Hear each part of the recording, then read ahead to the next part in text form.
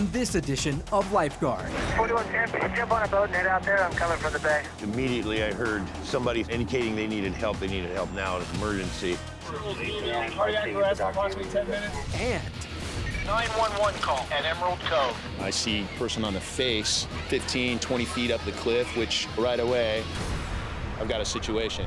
plus, Take a seat on the ground, or we're gonna help you do it. Please move back, ma'am. What happened? What happened? Take a seat on the ground. Sir. and later. Make some space for the paramedics, please. Let's put him on the backboard and get him out of here. Ready, 1, 2, 3. Mission Beach is located just north of San Diego. The 2-mile stretch of sand begins at the Mission Bay Inlet and extends north to Pacific Beach. With miles of boardwalk, beautiful beaches, and a central location, Mission Beach is busy year-round. Today, lifeguard Charlie Knight is working out of the Mission Beach main tower. The surface picked up a little bit, about 2 to 3 feet. We have some pretty warm water, so I'm expecting the sun to come out and to stay out for the rest of the day. At about 1 o'clock or so, the tide's really going to start fluctuating. It's going to go to a lower tide and water's really going to start moving. I expect to see more rescues around that time. 4 Sam on Marine 2. We're getting a VHF 16 call. The vessel Marissa has an unconscious diver. Mission, can you send your D to head to the Yukon? An unconscious diver is a serious call. Charlie Knight reacts quickly. Wait for him en route off of main time Mission Beach. Good to Charlie Knight. He boards a sled behind PWC operator Colo Rosenthal for the journey to Wreck Alley. Located 1 mile off Mission Beach, Wreck Alley is a designated area of sunken vessels used for recreational diving. It includes 6 sunken ships, the largest of which is the Yukon.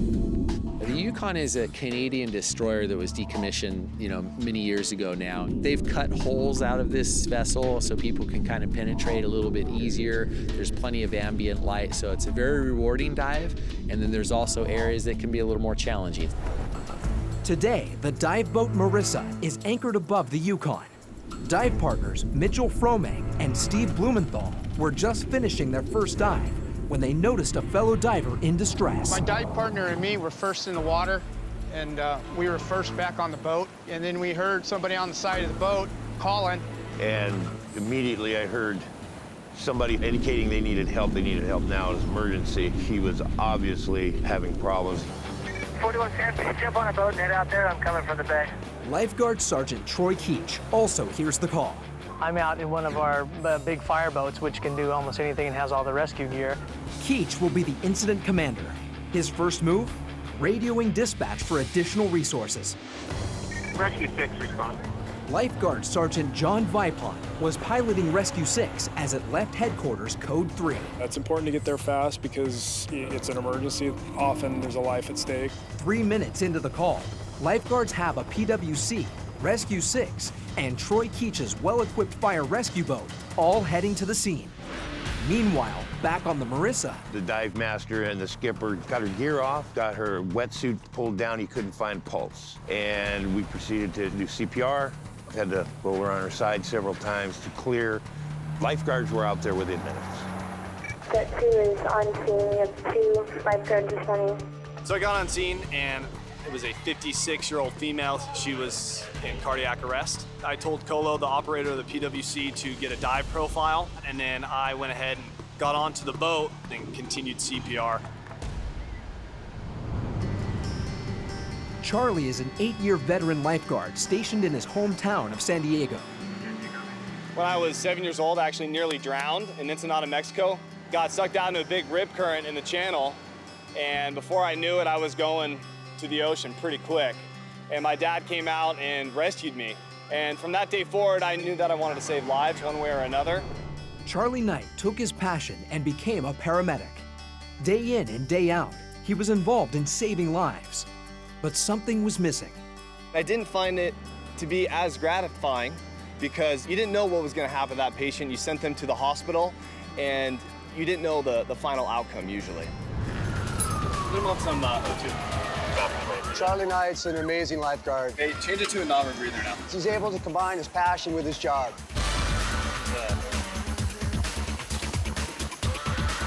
You need it. You know, he loves what he's doing, and it really shows in his effort. With his advanced training as a paramedic, he's invaluable to us. Best thing about being a lifeguard is just making a difference, in all honesty. There's nothing better than swimming out to a victim that's in distress and they have those big bug eyes. And once you get to them, they grab onto that buoy with all their life, and you're able to give them a couple comforting words, calm them down, and swim them in. There's really nothing better than knowing that they're gonna go home to their family that night. Back on the Marissa, Charlie takes over the rescue. His paramedic training will be put to the test. He's inherited a pulseless victim in cardiac arrest. 1.5 miles by boat from the nearest ambulance.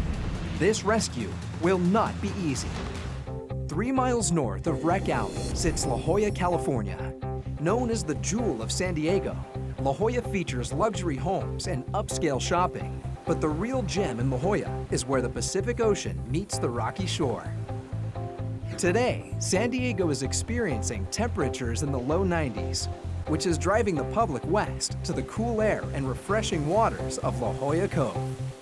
It's a super busy day, busiest day of the summer today. The water's warm, it's hot, people are getting in and doing their thing. John Kerr has been guarding La Jolla for 16 years, so he knows that despite the cove's seemingly calm waters, an emergency can happen at any time. We have a 911 call. 2 victims in distress at Emerald Cove. Sam, copy. Let's get a cliff response rolling.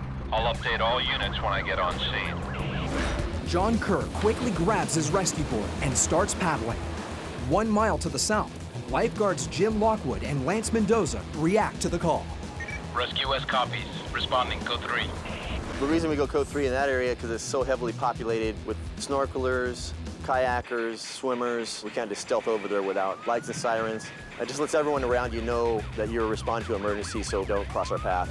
Emerald Cove is a beautiful but dangerous inlet 200 yards north of Kerr's location.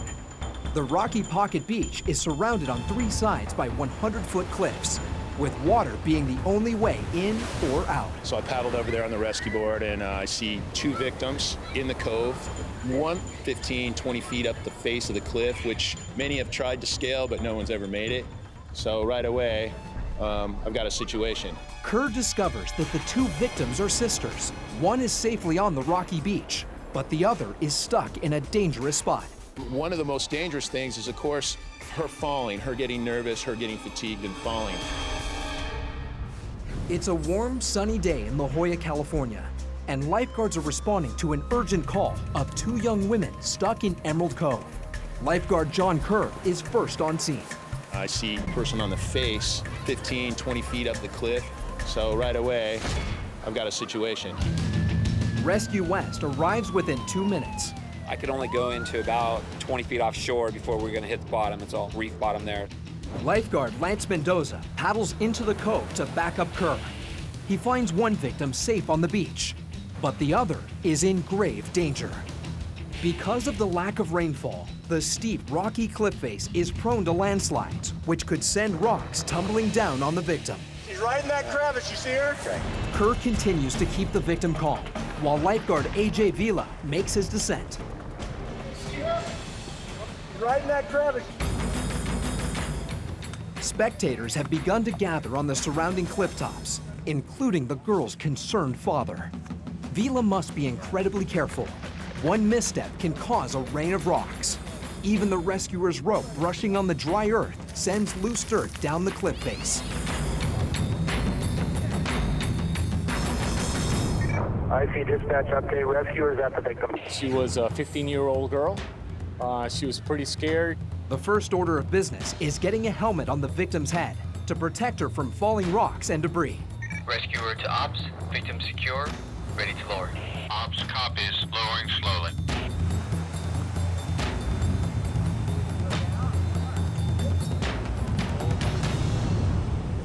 Both victims are now safely on the beach, but lifeguards still need to get them off the dangerous rocks. Lifeguard Lance Mendoza paddles one sister to the rescue boat, leaving the other to Kerr. The rocks are really slippery. She's a little fatigued, but I've got to get them from across the cobbles and into the water. And then once we're in the water, we're pretty comfortable and we're pretty safe. We were gonna go and explore the caves, and so we tried to climb up some of the sand dunes, and I kind of got stuck.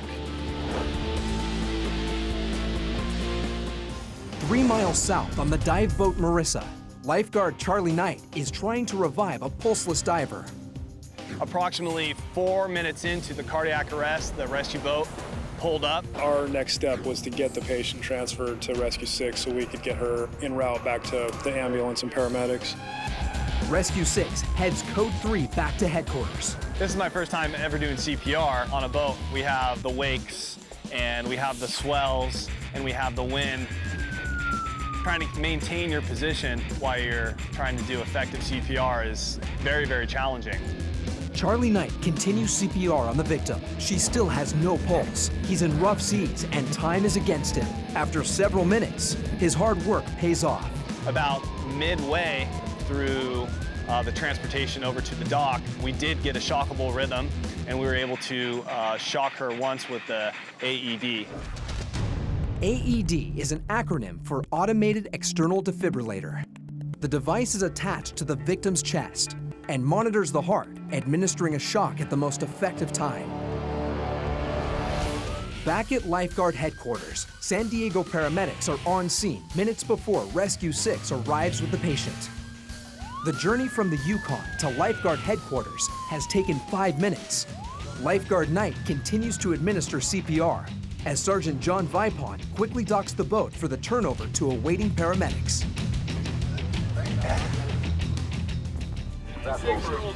Cardiac arrest, approximately 10 minutes.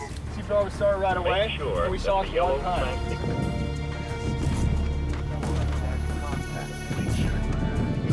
We did CPR all the way to the dock. Once we got to the dock, the paramedics continued CPR. They were able to shock her once. The husband was also there, and so my heart obviously goes out to the husband because I couldn't imagine diving with my wife and having such a horrific event happen.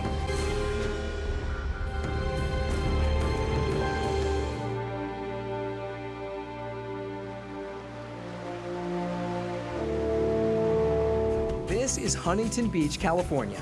Consistent swells caused by storms year-round give Huntington Beach the nickname Surf City, USA. Today, the water is a cool 63 degrees, but that does not deter surfers and swimmers from flocking to this historic beach. Today's kind of a day like we've had recently with the gloom, heavy overcast. It was actually kind of drizzling from time to time this morning. Not really great beach weather day. The last couple weeks we've had weather similar to this. Some days it burns off and gets really, really nice, and other days it just stays what we call June gloom for the whole day. There's a lot of surfers here today because the waves finally picked up and it's been small for a while, and now we finally have a swell and warmer water, so we'll have a lot of surfers out there, so there'll be a lot of people swimming. So the guards will probably be, making rescues throughout the day. Lifeguard dispatch. 11907 in for a near drowning. 14-year-old Caitlin Jennings was cooling down in the ocean when she noticed a man in distress. We were jumping on the waves, and I turned around and he was underwater, and I thought that he just fell off his board. And then I turned around again and he was still underwater, his face was kind of blue. So I grabbed his arm and I was screaming for help. Lifeguard Sean McLaughlin was on Tower 13 when he saw Caitlin struggling to keep the man's head above water. By the time I got there, he was semi-conscious and he was breathing, but he was on his way out. Open your eyes! Open your eyes! Stay with us, pal. Veteran lifeguard Matt Carl is patrolling nearby. His job is backing up the tower guards. 5-11 guard at Tower 13 is signaling code 3, waterline. We just heard a code 3 call at Tower 13, which means the guard 5-11 needs help immediately. Hey, you all right, buddy? You there? McLaughlin and the other lifeguards have no idea what happened to the victim. While some administer basic first aid, McLaughlin interviews witnesses. They started saying that he was twitching and then they saw him collapse, like in waist-deep water. And so they think he had a seizure. An epileptic seizure is abnormal and excessive neurological activity, which manifests as wild thrashing or loss of awareness. Often, victims are unable to control their bodies and become unconscious. gonna come, you guys can back up. Matt Carl takes over as supervisor. Was he pulled out of the water? He had a seizure on the wave, and then they pulled me over and I was pulling him in. Okay. Having a seizure in the water is definitely life-threatening. You lose control of your airway, so if you go underwater, you're gonna aspirate salt water. If you're in deep water, you're gonna go under. We were trying to talk to the guy. He was conscious, but he wasn't able to speak.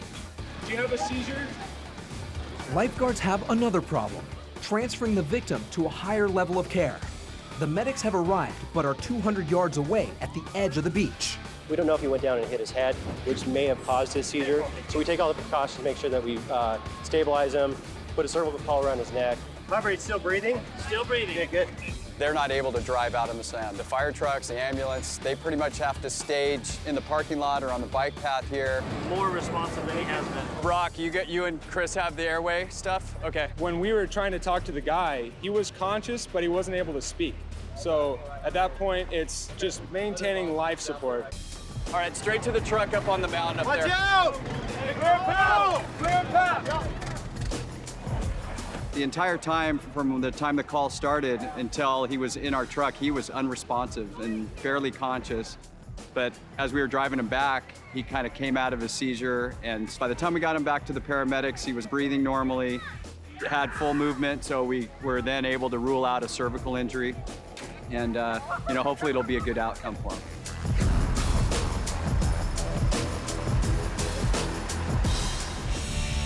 "32 miles south at La Jolla Shores, the temperature is perfect and the crowds are enjoying the California beach life. But not everyone is having the day they'd planned. I was out in the water with my 3-year-old son, and this man approached me. He kept falling and he was not okay. He would stand up but then fall right back down into the water. He would just ask people that were walking by him if they could lift him up. I could tell that he was not in any good condition. So I ran to the lifeguard and I told him what I witnessed. Thomas Valenti was in Tower 32 when he was approached by the witness. So I went to investigate and the male was lying down in about 2 feet of water. So I grabbed his hand and assisted him up, told him that we needed to go into the beach. And then he turned on me. And from there, he shoved me with 2 hands into my upper chest. Dispatch contacting 31 Sam for assault on a lifeguard at Tower 32. He turned on me and went back and then shoved me away and then I just backed off. If he did that to the lifeguard, what else would he have done to somebody else? Valenti's supervisor, Sergeant Mike Cranston, reaches out for backup. Advising we have contacted PD. Going to attempt to relocate him now, and he assaulted one of our lifeguards. One of our tower guards had gone in to check on the welfare of a gentleman in the ocean, and he had turned somewhat violent, and that's just not okay. The lifeguards are here to ensure the safety of everyone and to maintain some semblance of law and order on the beach. Take a seat on the ground, right now. I got to protect the staff around here, and we've got to let other people know that the lifeguards are the good guys in this situation. And we need to tell them that you're not free to walk away right now. Take a seat on the ground right now. Do not step forward. Take a seat on the ground. Sorry. We're going to help you take a seat on the ground if you don't do it for us. So take a seat on the ground. Sorry, man. Take a seat on the ground, or we're going to help you do it. Please move back, ma'am. What happened? What happened? Beachgoers begin to notice the commotion, including the man's concerned sister. Seat on the ground. I know he's in the wrong, so I understand what they're doing. This is one of the lifeguards, and that is illegal to do. So we're going to have you remaining on the ground right now. You're not free to stand up. What's your name? Immediately he became combative. He didn't want to talk to us. He didn't want to follow any commands. Sir, stay seated. Stay seated. Sir, stay seated. Get back down or you're going to get pepper spray. Do you want to get pepper spray? On the ground. And it's just not okay. We can't have that going on the beach. This one event is now sucking all of our attention and all our eyes that way. We just have to get past it and then get on to lifeguarding. San Diego police are quickly on scene to back up the lifeguards. I'm not doing nothing. It's an aspect of lifeguarding that we have some training and some tools in order to help us facilitate a peaceful outcome. It's not our favorite part of the job by any means. Stand up for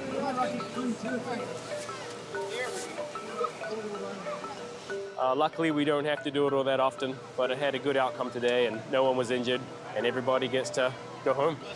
And so when you push them, that's why he's a peace officer. You can't push a lifeguard. You can't push anybody. So you're gonna go detox, all right? Okay? You're good. We talked to the family. They assured us that this wasn't how this gentleman usually acts, and no one was injured. So we're not going to press any charges against him. I'm sure once he sobers up, he'll realize that he made a few errors in judgment. All right, ma'am. I know you have it. A few We'll be hours. here in a couple Just hours. be Get good. lots of water. Just be good. All right, we're gonna go. Thank you. Thanks. He did seem quite remorseful at the end. He started to sober up and realize that he'd got himself into a situation that he didn't want to be in, and we didn't want him to be there either. It was just going to be the safest, best outcome for everyone if he was to leave the beach, and then maybe he'll come to terms with this is just not a behavior I want to engage in next time I go out for a summer's day at the beach.